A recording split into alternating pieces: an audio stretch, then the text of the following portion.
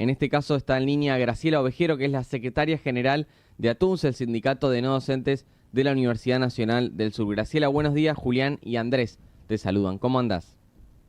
¿Qué tal? Buen día, Julián y Andrés, ¿cómo va? Muy bien, Diego, buen día. Muy ¿Cómo va? bien, Graciela. Bueno, en último mes y medio de la marcha federal hasta aquí, el discurso del gobierno ha sido de que, bueno, primero que no había ningún problema, que las universidades podían sobrevivir sin gastos de funcionamiento, se llegó a un acuerdo con los rectores, pero ¿cuál es la realidad de los trabajadores docentes y no docentes a esta altura del año con lo salarial? Y lo que pasa es que, claro, se llegó a un acuerdo con los rectores en el tema de gastos de funcionamiento y está faltando lo salarial para tanto no docentes como docentes, que somos los que también mantenemos abiertas las universidades en todo su funcionamiento. Y hasta ahora lo que se ha hecho es no aumentos, sino actualizaciones de acuerdo a la inflación, que no alcanza para la recomposición salarial de todo lo que se ha perdido, ¿no?, desde el principio de año, que es alrededor de un 50%. La negociación, para decir la realidad, venía marchando bien, se venía hablando con distintos funcionarios del gobierno y en las últimas reuniones estuvo la ministra Petovelo y se comprometió sobre todo, digamos, en la oferta que se hizo desde el Frente Universitario, dar una propuesta específica el jueves pasado, después de hablar con el ministro Caputo, que en ese momento, en la última reunión que había habido con los frentes universitarios, no estaba en el país. Bueno, el jueves pasado se esperaba una reunión en principio a las 16 horas, después se dijo a las 19. La reunión no se terminó haciendo, o sea, no se llamó formalmente a esa reunión. Se esperó al viernes, que también decían que podía convocarse, no se convocó. Para esto, nosotros el 29 y 30 de mayo habíamos tenido un Congreso Nacional de todos los gremios de base a nivel de nuestro sindicato nacional, que es la FATUN, con las 57 universidades presentes, y bueno, se habló todo este tema, y lo que se votó y salió por unanimidad es que si no había respuesta del gobierno, si no seguía la negociación, se había convocado a un paro para hoy y para mañana, y es en la situación que estamos. Ujú. ¿Cuál es la realidad o cuál es el cálculo que hacen respecto a la pérdida salarial frente a la inflación, Graciela?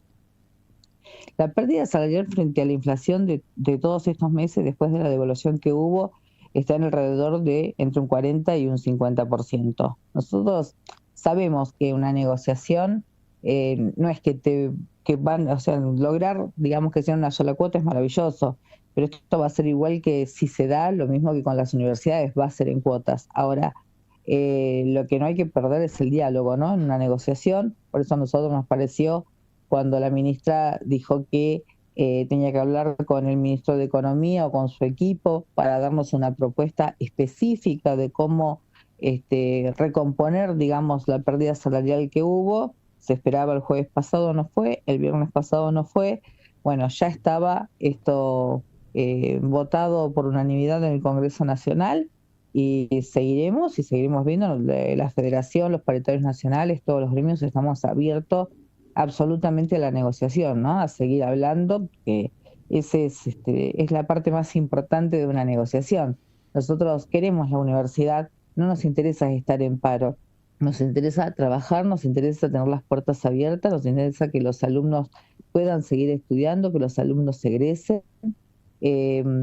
Nosotros tenemos muchos agrupamientos, o sea, compañeros en distintos ámbitos, desde choferes, médicos, administrativos, mantenimiento, servicios generales, talleres, y la verdad que a todos nos interesa que la universidad siga funcionando. Es la casa de estudio y la valoramos así, y es nuestra fuente de ingreso para poder llevar, digamos, lo necesario a nuestras familias, ¿no? Graciela, Andrés Villar te habla, ¿cómo estás?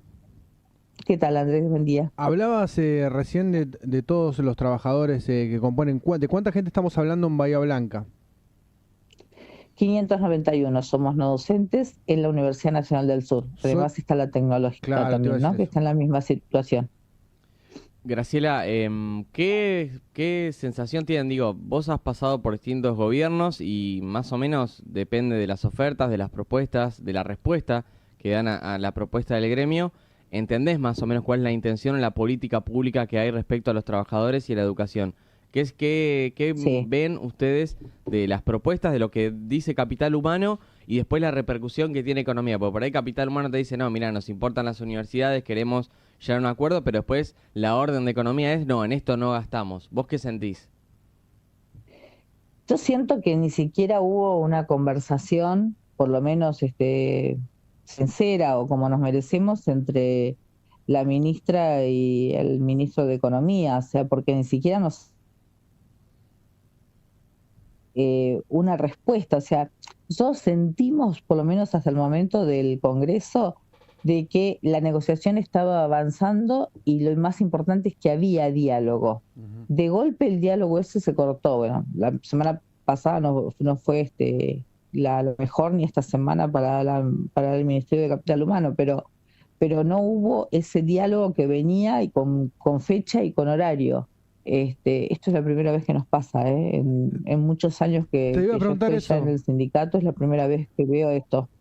Te iba a preguntar eso, ¿cuán extraño es este tipo de modus operandi? Porque no es la primera vez que está ocurriendo, por lo menos con este gobierno, y nos han dicho desde los sectores gremiales y sindicales en otras oportunidades, de que se dan este tipo de situaciones, ¿no? Que como que hay una falla de comunicación, o por lo menos falla, o no se sabe si es una falla o es a propósito, entre el propio Estado.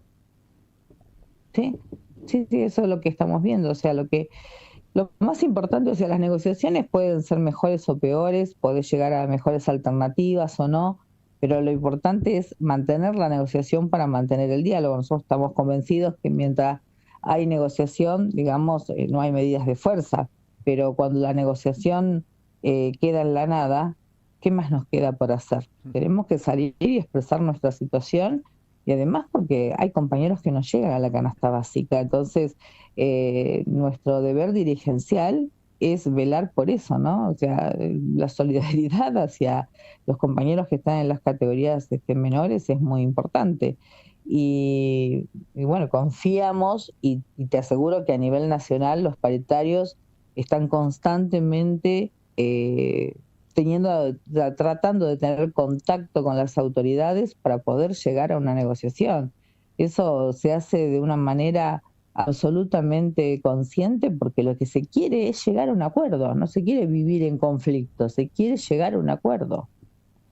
Graciela, Y te decir hago... que nosotros no estamos dentro de lo que es la ley del empleo público, nosotros tenemos nuestro propio convenio colectivo de trabajo, por eso no hemos sufrido, digamos, despidos ni nada por el estilo, porque en eso estamos, digamos, no somos parte del Estado para que el Estado pueda decidir sobre las tareas que hacen los trabajadores no docentes o docentes.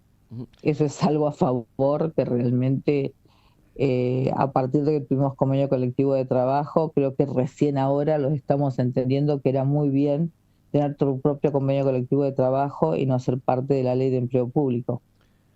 Graciela, por último te hago una pregunta que es más una duda personal. Recién mencionabas, bueno, se arregló con los rectores esto del gasto de funcionamiento, se depositan, se hace la transferencia de las partidas de la universidad, pero con el presupuesto para salarios, ¿eso responde y va en línea directamente con el acuerdo paritario?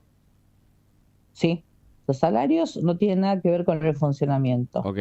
Los gastos de funcionamiento es apenas un porcentaje muy chico de lo que es todo el presupuesto para las universidades, porque el 90% es salarios, ¿no? Entre docentes y no docentes, y eso sí se resuelve en paritarias. Por supuesto que el Consejo Interuniversitario Nacional, el CIN, que es el Consejo de los Rectores, forma parte también de la paritaria.